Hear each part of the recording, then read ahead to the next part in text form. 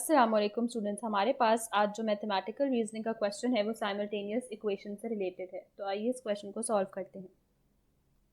इन questions में हम question पढ़कर जो है वो कुछ इक्वेशंस बनाएंगे और उन दो इक्वेशंस को जो है वो हम आपस में सॉल्व करेंगे। तो क्वेश्चन पढ़ते हैं। Manahil was going to have her birthday soon, so her friends Eamon and Asma decided to throw her a party. They decided to buy a few juice boxes and candy bars from the nearby shop. यानी हमारे पास दो variables होंगे, एक juice box को denote करेगा और दूसरा जो है वो कैंडी बार्स को डिनोट करेगा।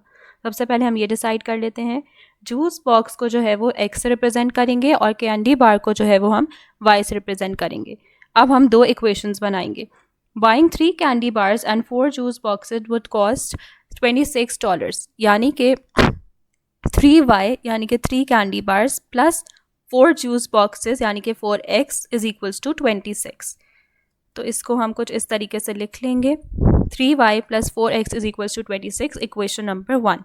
अब सेकेंड पैकेज जो हमारे पास है वो ये है कि 3 juice boxes and 5 candy bars would cost $25, यानी कि 5y plus 3x is equals to 25। ये हमारे पास इक्वेशन नंबर 2 है। अब हम क्वेश्चन में हमसे ये पूछा जा रहा है कि 3 कैंडी बार्स और 3 जूस बॉक्सेस की प्राइस क्या होगी, यानी कि 3x प्लस 3y क्या बनेगा। साइमल्टेनियस इक्वेशंस को सॉल्व करने के हमारे पास दो मेथड्स होते हैं, एलिमिनेशन मेथड और सब्स्टिट्यूशन मेथड। फिलहाल हम इस क्वेश्चन में एलिमिनेशन मेथड यूज़ करेंगे। एलिमिनेशन मेथड में हमें दो इक्वेशंस में या तो x या फिर y का जो कांस्टेंट है वो सेम करके उनको आपस में कैंसिल कर देना होता है ताकि हमारे पास दूसरे वेरिएबल की वैल्यू आ सके। तो अब हमारे पास दो इक्वेशंस हैं यहाँ पर। अगर मैं फर्स्ट इक्वेशन के अंदर जो है वो x के बराबर वाले कांस्टेंट यानी कि 4 को 3 से मल्टीप्लाई कर दूँ तो मेरे पास 4x की जगह यहाँ पर 12x आ जाएगा। और इसी तरीके से अगर इक्वेशन नंबर 2 में मैं 3 को मल्टीप्लाई कर दूँ 4 से तो मेरे पास इसमें भी 12x हो जाएगा। यानी कि फिर जब मैं इन दो इक्वेशंस को आपस में सॉल्व करूंगी तो मेरे लिए आसान हो जाएगा कि मैं x को कैंसिल कर दूं और y की टर्म्स में मेरे पास दोनों इक्वेशंस आ जाएंगी और फिर लिनियर इक्वेशंस की तरह मैं इसकी मदद से जो है मैं y की वैल्यू निकाल सकती हूँ। तो सबसे पहले हम इन दो इक्वेशंस को पूरी इक्वेशन को हम जो है वो 3 से या फिर 4 से मल्टीप्लाई कर देंगे। तो इक्वेशन नंबर 4 को अगर मैं 3 से मल्टीप्लाई कर दूँ तो मेरे पास आ जाएगा 9y plus 12x is equals to 78। इसी तरीके से इक्वेशन नंबर 2 को अगर मैं 4 से मल्टीप्लाई कर दूं तो मेरे पास आ जाएगा 20y plus 12x is equals to 100।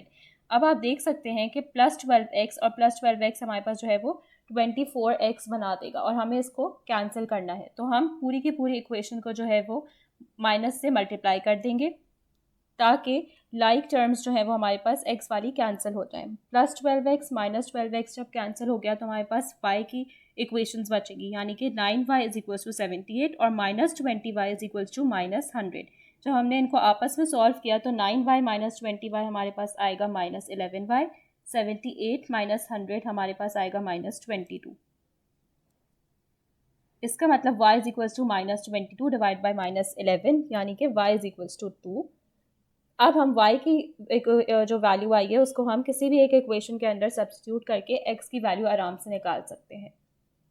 यानी कि 3y की जगह मैं डाल दूंगी 3 multiplied by 2 plus 4x is equals to 26, 4x is equals to 26 minus 6 is equals to 20 और x मेरे पास यहाँ से 5 आ जाएगा। अब जो हमें कैलकुलेट करना था वो निकालना था 3 जूस बॉक्सेस और 3 कैंडी बार्स की वैल्यू, यानी कि 3x प्लस 3y। तो 3 multiplied by 5 plus 3 multiplied by 2 यानी कि 15 प्लस 6 की वैल्यू हमें फाइंड आउट करनी थी और वो है 21। हमारे पास इस क्वेश्चन का जवाब आ रहा है 21। आइए देखते हैं ये सही जवाब है या नहीं। यही इसका सही जवाब है। Thank you.